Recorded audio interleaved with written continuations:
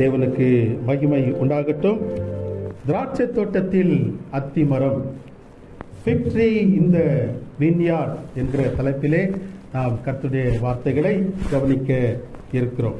திராட்சை தோட்டத்தில் அத்தி மரம் என்றால் நாம் சரியாக விளங்கிக் கொள்ள வேண்டும் என்றால், திருச்சபையாகிய திராட்சை தோட்டத்தில் அத்தி மரமாகிய நாம் என்கிற இந்த காரியத்தை நாம் சிந்திக்க இருக்கிறோம். இதற்கு ஆதாரமாக லூக்கா எழுதின சுவிசேஷம் 13வது அதிகாரம் 6 - 9 வரைக்கும் நாம் வாசிக்க கேட்போம். அப்போது அவர் ஒரு உவமையை சொன்னார். ஒருவன் தன் திராட்சை தோட்டத்தில் ஒரு அத்தி மரத்தை நட்டிருந்தான். அவன் வந்து அதிலே கனியை தேடின போது ஒன்றும் காணவில்லை. அப்போது அவன் தோட்டக்காரனை நோக்கி, இதோ 3 வருஷமா இந்த அத்தி மரத்திலே கனியை தேடி வருகிறேன், ஒன்றையும் காணவில்லை, இதை வெட்டி போடு என்று இது நிலத்தையும் ஏன் கெடுக்கிறது என்றான். அதற்கு அவன், ஐயா, இது இந்த வருஷம் இருக்கட்டும், நான் இதை சுற்றிலும் கொத்தி எது போடுவேன், கனி கொடுத்தால் சரி, கொடாவிட்டால் இனிமேல் இதை வெட்டி போடலாம் என்று சொன்னான் என்றார். ஆண்டவர் சொன்ன அற்புதமான ஒரு உவமை இது குறித்து இந்த நாளிலே நாம் தியானிக்க இருக்கிறோம். அதற்கு முன்பாக நாம் தலைகளை தாழ்த்தி ஆண்டவர் தமது திருவசனத்தை ஆசீர்வதித்து இந்த காலை நேரத்திலே நமக்கு கொடுக்க வேண்டும்.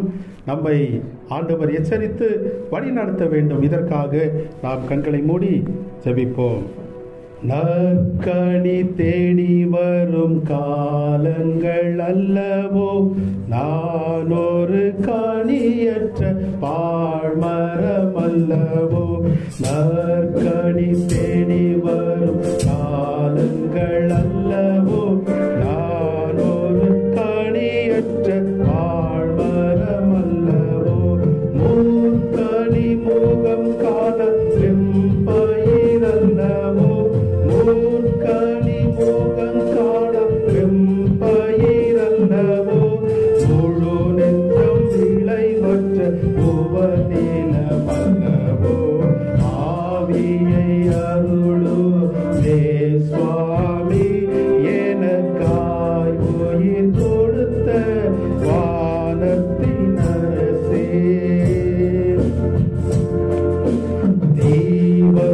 தெய்வத்துக்கென்னையை சீக்கிரமூற்றும் திரியாவியாமலே தீண்டிய ஏற்றும். தெய்வத்துக்கென்னையை சீக்கிரமூற்றும் திரியாவியாமலே தீண்டிய ஏற்றும். பாவ அசூசங்கள் விலக்கிய மாற்றும், பாவ அசூசங்கள் விலக்கிய மாற்றும். பரிசுத்த வரத்தின் குறைகளை தீரும். ஆவியை அருளும் ஏ சுவாமி, எனக்காய் உயிர் கொடுத்த வானத்தின் அரசே. பாவிக்கு ஆவியின் கனி என்னும் சிநேகம், பரம சந்தோஷம், நீடிய சாந்தம். பாவிக்கு ஆவியின் கனி என்னும் சிநேகம், பரம சந்தோஷம், நீடிய சாந்தம். தேவ சமாதானம், நற்குணம், தயவு. தேவ சமாதானம், நற்குணம், தயவு. திட விசுவாசம் சிறிதேனும் இல்லை. ஆவியை அருளுவே சுவாமி, எனக்காய் உயிர் கொடுத்த வானத்தின் அரசே. நல்ல பிதாவே, அற்புதமான வேளையிலே நாங்கள் உம்மை துதிக்கிறோம், ஸ்தோத்தரிக்கிறோம். கர்த்தருடைய வேதம் குறைவற்றதும் ஆத்மாவை உயிர்ப்பிக்கிறதுமா இருக்கிறதற்காக நாங்கள் உமக்கு நன்றி செலுத்துகிறோம். ஆம் கர்த்தாவே, இது கனி தரும் காலமாய் இருக்கிறது. எங்களிடத்திலே கனிகளை எதிர்பார்த்து கர்த்தர் நீர் காத்திருக்கிறீர். நாங்கள் அதிகமான கனிகளை கொடுத்து கர்த்தரை மகிமைப்படுத்த தேவரீர் எதிர்பார்க்கிறீர். ஆனால் பல நேரத்திலே மனம் திரும்புதலுக்கு ஏற்ற கனிகள் இல்லாமல் உங்களுடைய வாழ்க்கை பலவிதமான கசப்பான கனிகளை கொடுக்கிறவர்களாக, கெட்ட கனிகளை கொடுக்கிறவர்களாக, சுயநலமான கனிகளை கொடுக்கிறவர்களாக காணப்படுகிறோம். கர்த்தர் தமது வார்த்தைகள் மூலமாக எங்களோடு கூட பேசத்தக்கதாய் ஜெபிக்கிறோம். இனி வரும் காலங்களிலே கர்த்தருக்கு ஏற்ற கனிகளை கொடுத்து கர்த்தருக்கு மகிமையாக சாட்சியாக இந்த உலகத்திலே ஜீவிக்க கர்த்தர் எங்களோடு கூட இந்த காலை நேரத்திலே இடைப்படத்தக்கதாய் ஜெபிக்கிறோம். என் வார்த்தைகளும் எங்கள் அனைவரின் இருதயங்களின் தியானமும் கர்த்தருடைய சமூகத்திலே பிரீதியாய் இருப்பதாக. ஆமேன், ஆமேன். திராட்சை தோட்டத்தில் அத்தி மரம், இந்த தலைப்பிலே நாம் கர்த்தருடைய வார்த்தைகளை சிந்திக்கிறோம். இன்னொரு முறை வாசிப்போம். லூக்கா 13:6-9. அப்பொழுது அவர் ஒரு உவமை சொன்னார். ஒருவன் தன் திராட்சை தோட்டத்தில் ஒரு அத்தி மரத்தை நட்டிருந்தான். அவன் வந்து அதிலே கனியை தேடினபோது ஒன்றும் காணப்படவில்லை. அப்பொழுது அவன் தோட்டக்காரனை நோக்கி, 3 வருஷமா இந்த அத்தி மரத்திலே கனியை தேடி வருகிறேன், ஒன்றையும் காணவில்லை, வெட்டி போடு, நீ நிலத்தையும் ஏன் கெடுக்கிறது என்றான். அதற்கு அவன், ஐயா, இது இந்த வருஷமும் இருக்கட்டும், நான் இதை சுற்றிலும் கொத்தி எரு போடுவேன், கனி கொடுத்தால் சரி, கொடாவிட்டால் இனிமேல் இதை வெட்டி போடலாம் என்று சொன்னார். இது ஆண்டவர் இயேசு கிறிஸ்து சொன்ன ஒரு உவமை, பேரபிள். பாமர மக்களும் படிக்காதவர்களும் புரிந்து கொள்ளத்தக்கதாக தேவனுடைய ராஜ்யத்தின் சத்தியங்களை, பரம ராஜ்யத்தின் ரகசியங்களை ஆண்டவராகிய இயேசு கிறிஸ்து தம்முடைய மக்களுக்கு உவமைகளாக வெளிப்படுத்தி கொண்டே இருந்தார். இந்த இடத்துல ஆண்டவர் இந்த உவமையை சொல்லுகிறார். இதை நாம் தினத்தந்தி பேப்பரை போல வாசித்தால் அது நமக்கு புரியாது. தியானத்தோடு கூட இதை நாம் வாசிக்கும் பொழுது இதன் உட்கருத்தை, எதற்காக ஆண்டவர் இந்த உவமையை சொன்னார் என்பதை நாம் தெளிவாக அறிந்து கொள்ள முடியும். திராட்சை தோட்டம் என்பது திருச்சபை. திராட்சை தோட்டத்தின் எஜமான் பிதாவாகிய தேவன், திராட்சை தோட்டக்காரர் நம்முடைய ஆண்டவராகிய இயேசு கிறிஸ்து. அத்தி மரம் திருச்சபை மக்களாகிய நாம். அத்தி மரம் என்பது நீங்களும் நானும். இப்படிப்பட்ட ஒரு சிந்தனை நமக்குள் வரும்பொழுதுதான் இந்த உவமையின் கருத்தை நாம் தெளிவாக அறிந்து கொள்ள முடியும். அருமையான தேவனுடைய பிள்ளைகளே, இந்த உவமையின் பின்னணியை குறித்து நாம் பார்க்கும் பொழுது ஆண்டவரிடத்திலே ஒரு விஷயத்தை சீஷர்கள் சொல்லுகிறார்கள். பிலாத்து சில கலிலேயரை கொன்று அவருடைய இரத்தத்தை பலிகளோடு கூட கலந்திருக்கிறான் என்று சொல்லும்பொழுது ஆண்டவர் சொல்லுகிறார், அந்த கலிலேயருக்கு அப்படிப்பட்டவைகள் சம்பவித்ததினாலே மற்ற கலிலேயரை பார்க்கிலும் அவர்கள் பாவிகளாய் இருந்தார்கள் என்று நினைக்கிறீர்களா? உலகத்திலே ஒரு நம்பிக்கை காணப்படுகிறது, மரித்தவர்கள் எல்லாரும் பாவிகள், ஏதோ குற்றம் செய்திருக்கிறார்கள், ஆகவேதான் அவர்களுக்கு இப்படிப்பட்ட வியாதி வந்துவிட்டது, இப்படிப்பட்ட விபத்து வந்துவிட்டது, இப்படிப்பட்ட சம்பவம் நடந்துவிட்டது, நல்லவர்களுக்கு இப்படியெல்லாம் நடக்காது என்று நினைக்கிறார்கள். மறுபடியும் ஆண்டவர் சொல்லுகிறார், சீலோவாமிலே கோபுரம் விழுந்து 18 பேர் மரித்து போனார்களே, உயிரோடு இருக்கிறவர்களை காட்டிலும் அவர்கள் பாவிகளா? அப்படி அல்லவென்று உங்களுக்கு சொல்லுகிறேன். அப்படி அல்ல. நாம் ஏன் ஜீவனோடு கூட இருக்கிறோம்?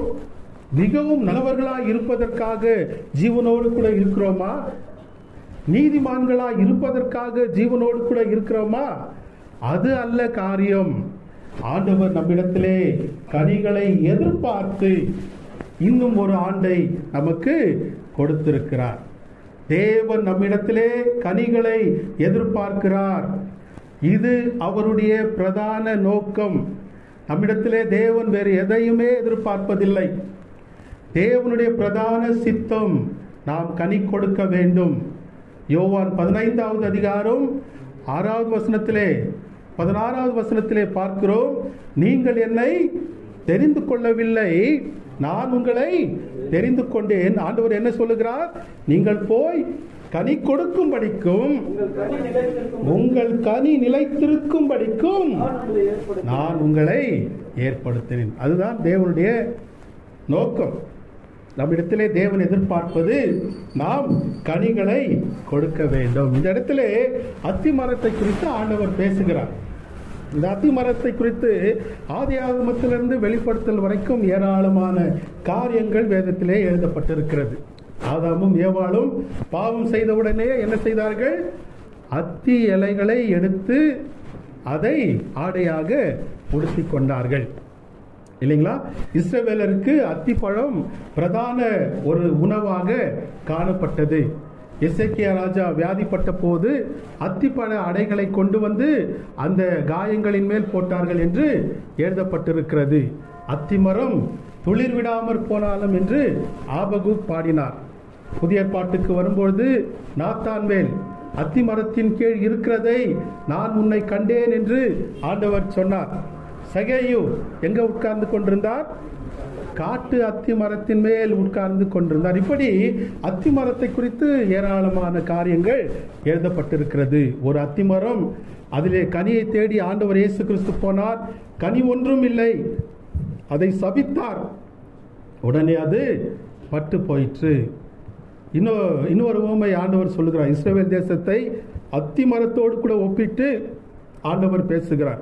அத்திமரம் துளிர் விடும்போது வசந்த காலம் சமீபமாயிற்று என்று அறியுங்கள். இந்த இடத்திலே திராட்சை தோட்டத்திலே அத்தி மரம் வைக்கப்பட்டிருப்பதை குறித்து ஆண்டவர் பேசுகிறார். அருமையான தேவனுடைய பிள்ளைகளே, இந்த அத்தி மரத்தை குறித்து 3 காரியங்களை நாம் சிந்திக்க இருக்கிறோம். 3 காரியங்கள். முதலாவதாக, இந்த அத்திமரம் எப்படிப்பட்ட அத்திமரம் என்றால் அது தகுதி பெற்ற மரம், தகுதி பெற்ற ஒரு மரம். இரண்டாவதாக, அது தவறிவிட்ட ஒரு மரம், தவறிவிட்ட கனித்தர தவறிவிட்ட ஒரு மரம். மூன்றாவதாக, அது தவணை பெற்ற மரம், தவணை பெற்ற ஒரு மரம், அது தகுதி பெற்ற ஒரு மரம். இந்த அத்தி மரத்துக்கு தோட்டக்காரன் கொடுத்த தகுதி வர்ணிக்க முடியாத ஒரு தகுதி. திராட்சை தோட்டத்தில் திராட்சை செடிகளை வைப்பார்கள், வேறு செடியை வைக்க மாட்டார்கள்.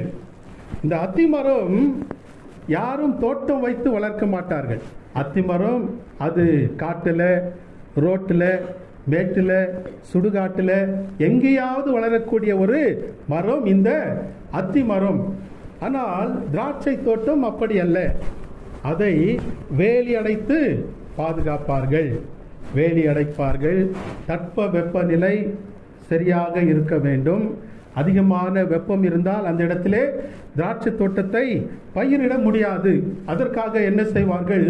கொசு வலையை போல விரித்து அந்த வெப்பத்தை தடுப்பார்கள். மண் வளம் சரியாக இருக்க வேண்டும். அமிலத்தன்மை இருக்கக்கூடாது, உப்புத்தன்மை இருக்கக்கூடாது. மண் வளம் சரியாக இருக்க வேண்டும். தட்ப வெப்பநிலை சரியாக இருக்க வேண்டும். நீர் வளம், அதற்கு நீர் சரியாக ஊற்ற வேண்டும். வாரத்துக்கு ஒரு முறைதான், அடிக்கடி ஊற்றக்கூடாது. அல்லது வாரத்துக்கு மேலே 2 வாரம் கழிச்செல்லாம் ஊற்றக்கூடாது. அதற்கு சிறப்பான கண்காணிப்பு அவசியம், காவலாளி அவசியம், அதற்கு உரம் அவசியம், அதற்கு உழைப்பு அவசியம், அதற்கு மென்மையான கரிசனை, கவனம் எல்லாமே அவசியம். எதற்கு? திராட்சை தோட்டத்திற்கு. இப்படிப்பட்ட தோட்டத்திலே காட்டிலும் மேட்டிலும் ரோட்டிலும் எங்கேயோ வளருகிற அத்தி மரத்தை கொண்டு வந்து எஜமான் வைத்தான். அது பெற்றுக்கொண்ட தகுதி எப்படிப்பட்டது என்றால் நிலைமைக்கு மிஞ்சிய ஒரு தகுதி. இந்த திராட்சை செடிகளுக்கு கொடுக்கக்கூடிய எல்லா பாதுகாப்பும், எல்லாவித கரிசனையும், எல்லாவித கவனிப்பும் யாருக்கு கிடைக்கிறது? இந்த அத்தி மரத்துக்கும் கிடைக்கிறது. திராட்சை செடியின் நடுவிலே அத்தி மரத்தை தோட்டக்காரர் வைத்திருக்கிறார். மாத்திரமல்ல, அது நியாய பிரமாணத்துக்கு மிஞ்சின தகுதியாம். உபாகமம் 22வது அதிகாரம் 9வது வசனத்தை வாசிப்போம். உபாகமம் 22:9.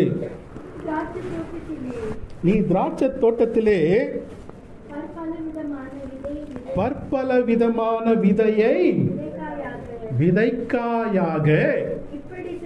இப்படி செய்தால் நீ விதைத்தவைகளின் பயிரையும் திராட்சை தோட்டத்தின் பலனையும் தீட்டுப்படுத்துவாய். இது நியாயப்பிரமாணத்திலே இஸ்ரவேல் மக்களுக்கு தேவன் கொடுத்த கட்டளை. திராட்சை தோட்டத்தில் வேற எந்த விதையும் நீ விதைக்க கூடாது. திராட்சை தோட்டத்திலே திராட்சை செடிகள் தான் இருக்க வேண்டும், வேற எந்த செடிகளும் விதைக்க கூடாது. அப்படி விதைத்தால் திராட்சை செடி தன் பலனை இழந்து போகும், அது தீட்டுப்படும். இப்படி நியாய பிரமாணத்துக்கு மிஞ்சின தகுதியை இந்த அத்திமரம் பெற்றுக்கொண்டது. நிலைமைக்கு மிஞ்சின தகுதியை இந்த அத்திமரம் பெற்றுக் கொண்டிருக்கிறது. அருமையான கர்த்தருடைய பிள்ளைகளே, திராட்சை தோட்டமாகிய திருச்சபையிலே அத்திமரமாகிய நாம் நிலைமைக்கு மிஞ்சிய தகுதியை பெற்று ஆண்டவராகிய இயேசு கிறிஸ்துவின் சரீரமாகிய சபையிலே நாம் அங்கமாக இருக்கிறோம். அல்லேலூயா.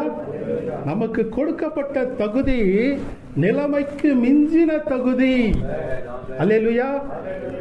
நம்மை தகுதிப்படுத்துவதற்காக ஆண்டவராகிய இயேசு கிறிஸ்து அவர் தேவ குமாரனாய் இருந்தும் தேவனுடைய ரூபமாய் இருந்தும் தேவனுக்கு சமமாய் இருப்பதை கொள்ளையாடின பொருளாக எண்ணாமல் தம்மை தாமே வெறுமையாக்கி அடிமையின் சாயல் எடுத்து மனுஷ ரூபமானார். நம்மை போல அவர் மனுஷ ரூபத்திலே வந்தார். நம்மை தேவ குமாரர்களுடைய ரூபத்துக்கு ஒப்பாக மாற்றுவதற்காக இயேசு கிறிஸ்து மனித சாயலானார். இன்னும் நாம் வாசிக்கும் பொழுது 2 கொரிந்தியர் 8:9 நாம் பார்க்கிறோம். 2 கொரிந்தியர் 8:9 நம்முடைய கர்த்தராகிய இயேசு கிறிஸ்துவின் கிருபையை அறிந்திருக்கிறீர்களே, அவர் ஐஸ்வர்யம் உள்ளவராய் இருந்தும் நீங்கள் அவருடைய தரித்திரத்தினாலே ஐஸ்வர்யவான்கள் ஆகும்படிக்கு உங்கள் நிமித்தம் தரித்திரரானாரே. ஆண்டவர் இயேசு கிறிஸ்து நமக்கு கொடுத்த தகுதியை பாருங்கள். நம்மை உயர்ந்தவர்களாக மாற்ற இயேசு கிறிஸ்து தரித்திரரானார். நம்மை தேவ குமாரர்களாக குமார்த்திகளாக மாற்றுவதற்காக இயேசு கிறிஸ்து மனித சாயலானார். வெளிப்படுத்தல் 1வது அதிகாரம் 6வது வசனத்திலே பார்க்கிறோம். நம்மிடத்தில் அன்பு கூர்ந்து தம்முடைய இரத்தத்தினாலே நம்மை பாவங்களற கழுவி பிதாவாகிய தேவனுக்கு முன்பாக நம்மை ராஜாக்களும் ஆசாரியர்களும் ஆக்கின அவருக்கு மகிமை உண்டாவதாக. அல்லேலூயா. எவ்வளவு தகுதி பாருங்கள்.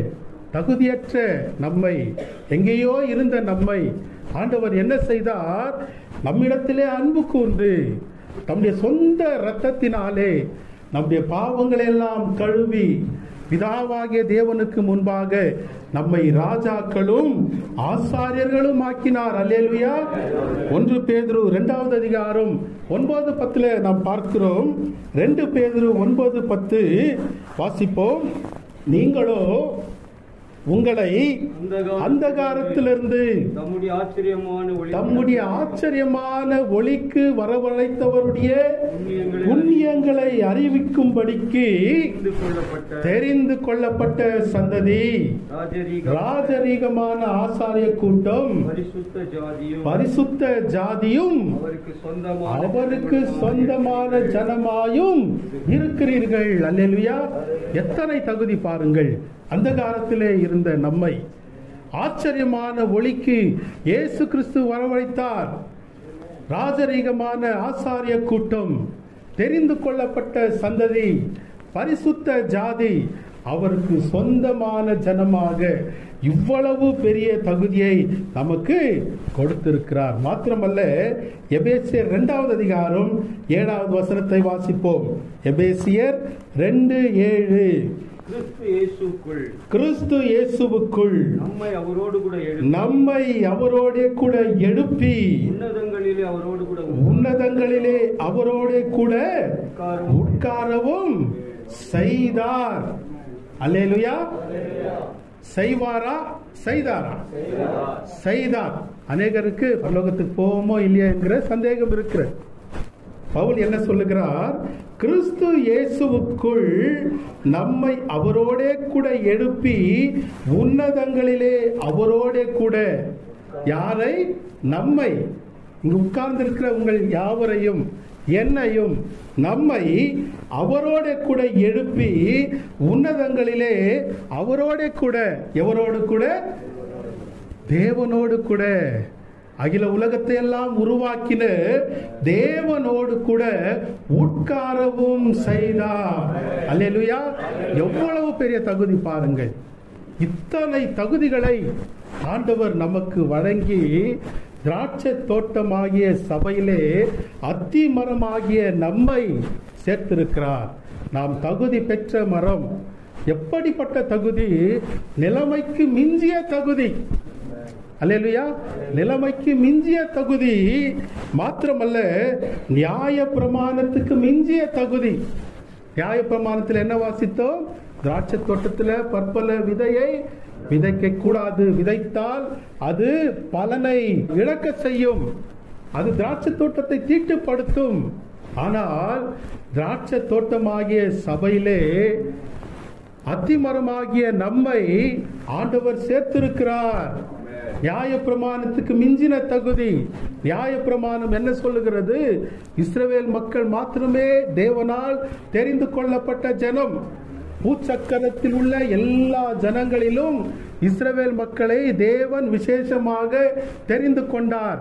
அவர்களுக்கு நியாய பிரமாணங்களை கொடுத்தார், வேதத்தை கொடுத்தார். அந்த நியாய பிரமாணத்தின்படி மகா பரிசுத்த ஸ்தலத்துக்கு யூதர்கள் கூட பிரவேசிக்க முடியாது, மற்ற ஆசாரியர்கள் கூட பிரவேசிக்க முடியாது, லேவியர்கள் போக முடியாது, புறஜாதிகள் தேவாலயத்துக்கு பக்கத்திலேயே போக முடியாது. வருடத்துக்கு ஒரு முறை பிரதான ஆசாரியன் சிகப்பான கிடரியின் இரத்தத்தோடு பரிசுத்த ஸ்தலத்துக்குள் பிரவேசித்து உடன்படிக்கை பெட்டி வைத்திருக்கிற மகா பரிசுத்த ஸ்தலத்துக்கு வருஷத்துக்கு ஒரு முறை மாத்திரமே, ஒரு சில நிமிடங்கள் மாத்திரமே பிரவேசிக்க முடியும். வேறு யாரும் தேவனுடைய சமூகத்துக்கு போகவே முடியாது. ஆனால் ஆண்டவர் என்ன செய்திருக்கிறார்? அவருடைய மரணத்தினாலே தேவாலயத்தின் திரைச்சீலை இரண்டாக கிழிந்தது. பரிசுத்த ஸ்தலத்தையும் மகா பரிசுத்த ஸ்தலத்தையும் பிரித்து கொண்டிருந்த தேவாலயத்தின் திரைச்சீலை கிழிந்தது. இப்பொழுது எபிரேயர் 10வது அதிகாரம் 19, 20 வசனங்களிலே நாம் பார்க்கிறோம். எபிரேயர் 10, 19, 20 வாசிப்போம்.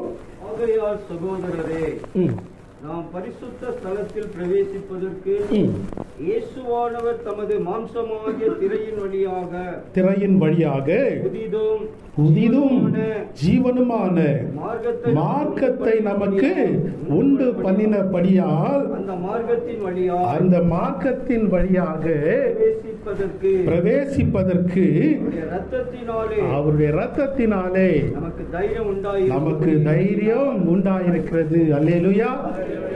ஆண்டவர் இயேசு கிறிஸ்துவின் மூலமாக நியாய பிரமாணத்துக்கு மிஞ்சின தகுதியை நாம் பெற்றிருக்கிறோம். அவருடைய இரத்தத்தினாலே தைரியமாக அவருடைய கிருபாசன தண்டைக்கு பிரவேசிக்கும் பாக்கியத்தை நாம் பெற்றிருக்கிறோம். அருமையான கர்த்தருடைய பிள்ளைகளே, எவ்வளவு தகுதி நமக்கு கிடைத்திருக்கிறது! நிலைமைக்கு மிஞ்சிய தகுதி, நியாய பிரமாணத்துக்கு மிஞ்சின தகுதி. எபேசியர் 2:8 நாம் பார்க்கிறோம். இதெல்லாம் எப்படி கிடைத்தது?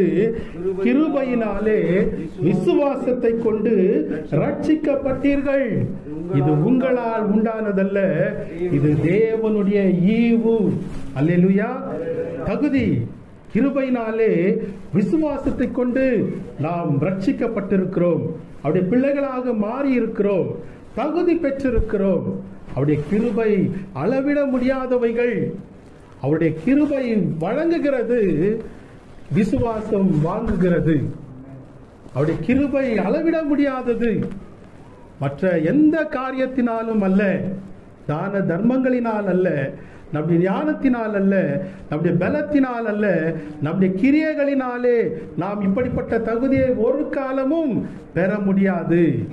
ஆண்டவர் இயேசு கிறிஸ்துவின் கிருபையினாலே இலவசமாக நாம் ரட்சிக்கப்பட்டிருக்கிறோம். அவருடைய சரீரத்தின் அங்கமாக நாம் காணப்படுகிறோம். இது நாம் பெற்றுக்கொண்ட தகுதி பெற்ற ஒரு மரம். திராட்சை தோட்டத்திலே அத்தி மரமாக தேவன் நம்மை வைத்திருக்கிறார். அடுத்ததாக அது தவறிவிட்ட மரம். தோட்டக்காரன் அத்தி மரத்தை திராட்சை தோட்டத்திலே ஏன் வைத்தான்? லூக்கா 13:6-7.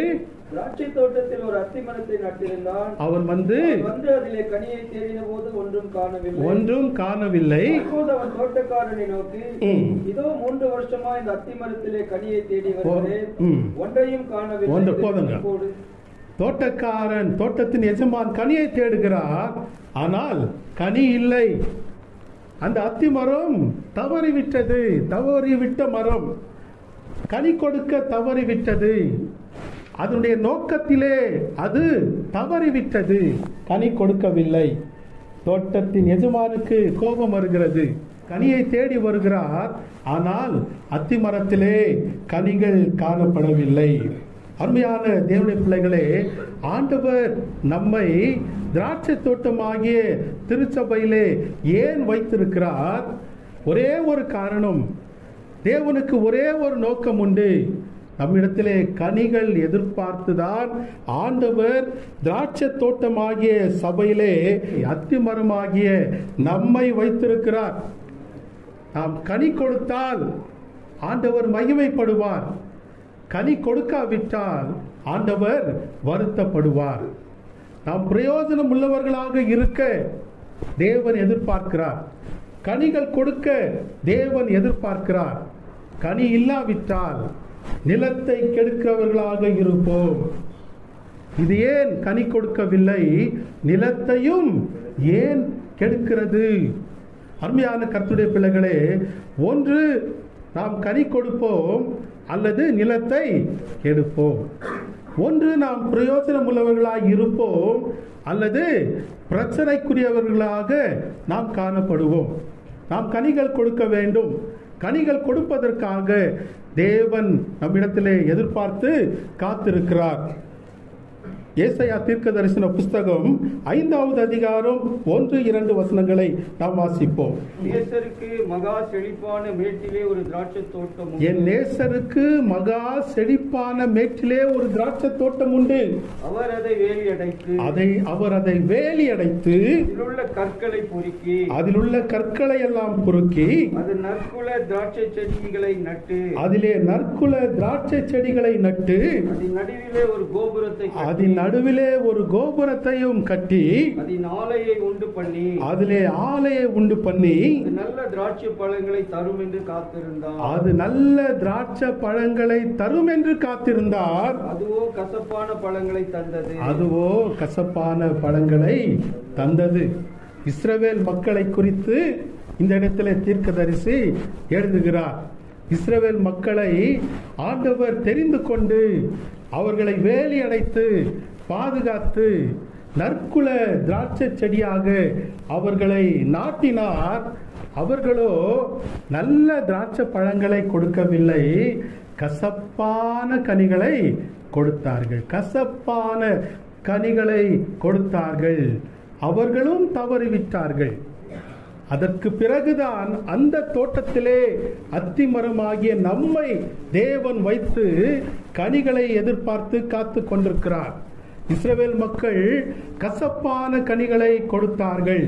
அருமையான தேவனுடைய பிள்ளைகளே, அநேக நேரத்திலே நாமும் நல்ல கனிகளை கொடுப்பதற்கு பதிலாக கசப்பான கனிகளை கொடுக்கிறவர்களாக காணப்படுகிறோம்.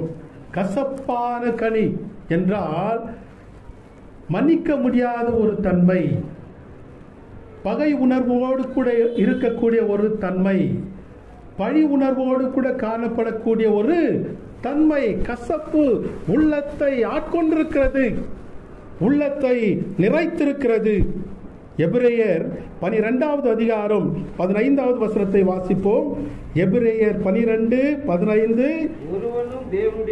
ஒருவனும் தேவனுடைய கிருபையை இழந்து போகாதபடிக்கு யாதொரு கசப்பான வேர் முளைத்தெழும்பி கலக்கம் உண்டாக்குகிறதினால் அநேகர் தீட்டுப்படாத படிக்கும்.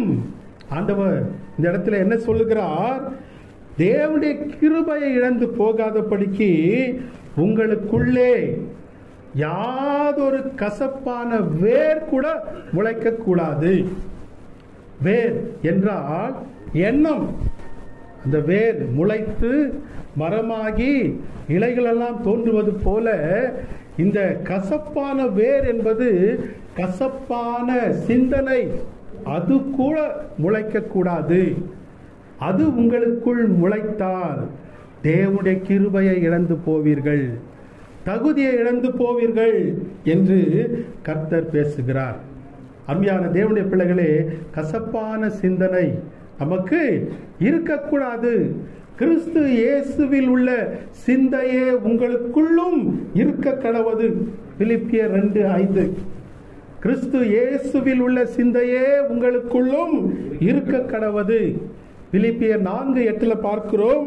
கடைசியாக சகோதரரே, உண்மை உள்ளவைகள் எவைகளோ, ஒழுக்கம் உள்ளவைகள் எவைகளோ, நீதி உள்ளவைகள் எவைகளோ, கற்புள்ளவைகள் எவைகளோ, அன்புள்ளவைகள் எவைகளோ, நற்கீர்த்தி உள்ளவைகள் எவைகளோ, புண்ணியம் எதுவோ, புகழ் எதுவோ, அவைகளையே சிந்தித்துக் கொண்டிருங்கள்.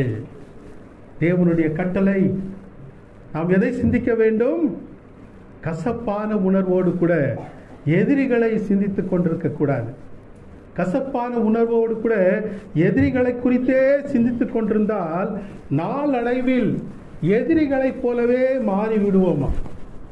மருத்துவ நிபுணர்கள் சொல்லுகிறார்கள், மனோதத்துவ நிபுணர்கள், ஒரு மனிதனை குறித்து எப்பொழுதும் சிந்தித்துக் கொண்டே இருந்தால், கசப்பான உணர்வோடு கூட பழிவாங்கும் எண்ணத்தோடு கூட நாம் சிந்தித்துக் கொண்டே இருந்தால் நாளடைவில் எதிரியைப் போலவே நாம் மாறிவிடுவோம். ஆகவே அந்த கசப்பான உணர்வு நம்மிடத்திலே நீங்க வேண்டும். மாறாக கிறிஸ்து இயேசுவை போல மன்னிக்கும் தன்மை நமக்குள் உருவாக வேண்டும். மன்னிக்கும் தன்மை.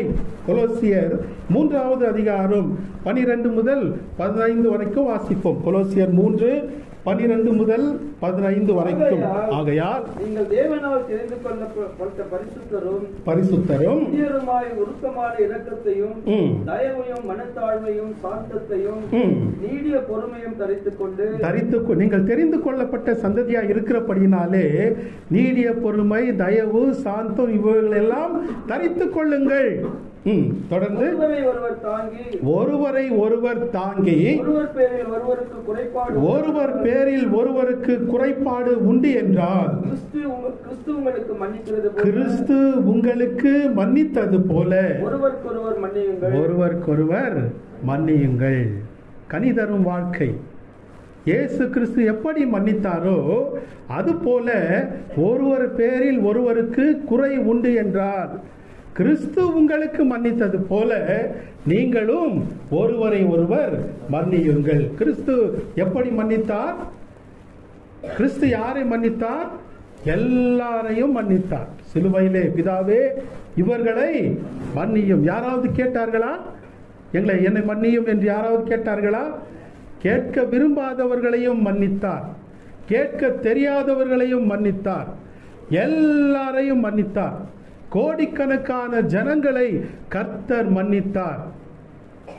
நம்முடைய கடந்த கால பாவங்கள், நிகழ்கால பாவங்கள், எதிர்கால பாவங்கள் எல்லாவற்றையும் கர்த்தர் இயேசு கிறிஸ்து சிலுவையிலே மன்னித்தார். பிதாவே இவர்களை மன்னியும், தாங்கள் செய்கிறது இன்னதென்று அறியாமல் இருக்கிறார்களே. அதுபோல நாமும் மன்னிக்க வேண்டும். நமக்கு விரோதமாக கடந்த காலத்திலே பேசி இருப்பார்கள், மன்னிக்க வேண்டும். நிகழ்காலத்திலே எதிராக செயல்பட்டு கொண்டிருப்பார்கள், மன்னிக்க வேண்டும். எதிர்காலத்திலே செயல்பட போவார்கள், அதையும் மன்னிக்க வேண்டும். கிறிஸ்து உங்களுக்கு மன்னித்தது போல நீங்களும் மன்னிக்க வேண்டும். இது தேவனுடைய கட்டளை. இயேசு கிறிஸ்து ஆண்டவர் மன்னித்தார். நான் மனிதன், நான் எப்படி மன்னிக்க முடியும்? ஆண்டவர் வேதத்திலே கட்டளை கொடுத்திருக்கிறார். பழைய ஏற்பாட்டிலே இந்த வேதாகம புத்தகம் முழுமையாக கிடைக்காத காலத்திலேயே யோசேப்பை குறித்து எழுதப்பட்டிருக்கிறது. ஆதியாகமம் 49வது அதிகாரம் 22வது வசனத்திலே யோசேப்பு எப்படிப்பட்டவர்? கனி தரும் திராட்சை செடி, கனி தரும் செடி. யோசேப்பு எப்படிப்பட்டவர்? கனி தரும் செடி. அவருக்கு நேர்ந்த காரியங்கள் நமக்கு தெரியும். சகோதரர்களால் பகைக்கப்பட்டான், குழியிலே தள்ளப்பட்டான், எகிப்தியருக்கு 20 காசுக்காக விற்று போடப்பட்டான், எகிப்துக்கு போனான், பல பாடுகளை பட்டான். தேவனுடைய கிருபையினாலே எகிப்தின் அதிபதியாக யோசேப்பு மாறி இருக்கிறான். கானான் தேசத்திலே பஞ்சம். அவருடைய சகோதரர்கள் தானியத்தை தேடி எகிப்துக்கு போகிறார்கள். அங்கே போனால் அங்கே அந்த சூழ்நிலை மாறுகிறது. அவர்கள் போன உடனே யோசேப்புக்கு தெரிந்து விட்டது, இவர்கள் என்னுடைய சகோதரர்கள். ஆனால் அவர்களுக்கு யோசேப்பு யார் என்று தெரியவில்லை. தானியத்தை தேடி அங்கே நின்று கொண்டிருக்கிறார்கள். பிறகு யோசேப்பு தன்னை வெளிப்படுத்துகிறார். பல நேரங்களிலே அவர்களுக்காக கதறுகிறான். கடைசியாக அவர்களுக்கு தன்னை வெளிப்படுத்து, நான் தான் யோசேப்பு என்று சொல்லும்பொழுது அவர்கள் எல்லாரும் திடுக்கிடுகிறார்கள். சிறைச்சேதம் பண்ணுவானோ, சிறையிலே தள்ளி போடுவானோ, சித்திரவதை செய்வானோ என்று நடுநடுங்கி நிற்கும் பொழுது யோசேப்பு என்ன சொல்லுகிறார்? ஆதியாகமம் 45:5வது வசனத்தை வாசிப்போம். ஆதியாகமம் 45:5. என்னை இவ்விடத்தில் வரும்படி விற்று போட்டதினால் நீங்கள் சஞ்சலப்பட வேண்டாம், அது உங்களுக்கு விசனமாயும் இருக்க வேண்டாம். பாத்தீங்களா? பிறகு ஜீவரட்சனை செய்யும்படி தேவன் என்னை உங்களுக்கு முன்னே அனுப்பினார். அல்லேலூயா! எத்தனை பெரிய உள்ளம் பாருங்கள். தன்னை விற்று போட்ட சகோதரர்களை, தன்னை அழிக்க நினைத்த சகோதரர்களை பார்த்து என்ன சொல்லுகிறார்? நீங்கள் என்னை விற்று போட்டதினாலே சஞ்சலப்பட வேண்டாம், விசாரப்படவும் வேண்டாம். ஜீவ ரட்சனை செய்வதற்காக தேவன் என்னை உங்களுக்கு முன்பாகவே அனுப்பினார். அன்பு திரளான பாவங்களை மூடும். நீதிமொழிகள் 10:12. பகை விரோதங்களை எழுப்பும், அன்பு திரளான பாவங்களை மூடும், பாவங்களை மன்னிக்கும். அருமையான கர்த்தருடைய பிள்ளைகளே, நம்முடைய உள்ளத்திலே கசப்பு நிறைந்திருந்தால் பிறரை மன்னிக்க முடியாது. கசப்பு நிறைந்திருந்தால் நம்முடைய வாழ்க்கை நன்றாக இருக்காது. எல்லா வகையிலும் அது நம்மை பாதிப்பு ஏற்படுத்தும் என்று மருத்துவ நிபுணர்கள் சொல்லுகிறார்கள். சரீர விதத்திலே பாதிப்பை ஏற்படுத்தும், பலவிதமான வியாதிகளை உருவாக்கும், பிளட் பிரஷரை அதிகரிக்கும், ஆவிக்குரிய வாழ்க்கையிலே பாதிப்பை ஏற்படுத்தும். நமக்கு சந்தேகம் வந்துடும், நம்முடைய ரட்சிப்பின் பேரிலே சந்தேகம் வந்துடும். பிறரை மன்னிக்காத நான் எப்படி பரலோகத்துக்கு போவேன்? இல்லைங்களா? அப்படிப்பட்ட சந்தேகம் வந்தாலே ஆவிக்குரிய வாழ்க்கையை நாம் சரியாக வாழ முடியாது. ஆவிக்குரிய விதத்திலே, சரீர விதத்திலே, மன ரீதியாகவும் பலவிதமான பாதிப்புகளை இந்த கசப்பு, மன்னியாத தன்மை நமக்குள் ஏற்படுத்திவிடும். ஆகவே பிரியமானவர்களே, கசப்பான கனிகளை நாம் கொடுக்கக்கூடாது, சுயநலமான கனிகளை கூட கொடுக்கக்கூடாது. ஓசியா 10:1 வாசிக்கிறோம், இஸ்ரவேல் பலனற்ற திராட்சை செடி, அது தனக்குத்தானே கனி கொடுக்கிறது. தனக்குத்தானே கனி கொடுத்து கொண்டு தன்னுடைய கனிகளை தானே அனுபவித்துக் கொண்டிருக்கிறது. சுயநலமான ஒரு மரம், கசப்பான கனியை கொடுக்கிற ஒரு மரம். ஆண்டவர் நம்மை எதற்காக ஏற்படுத்தினார்? மற்றவர்களுக்கு ஆசீர்வாதமாய் இருக்க ஏற்படுத்தினார்.